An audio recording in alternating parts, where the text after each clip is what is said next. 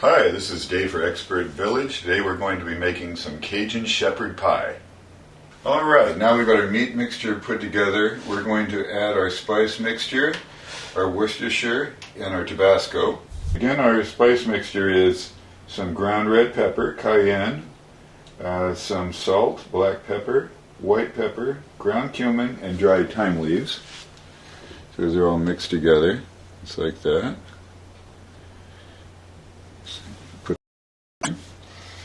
And then we're going to put some of our Worcestershire sauce right in there too. This is going to add a ton of flavor to this. So we'll put some of that right in like that. We'll put some of our Tabasco sauce in.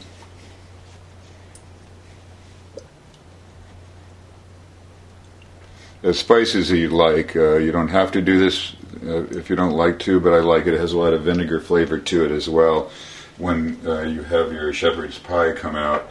And then again, you just mix that right in with your hands.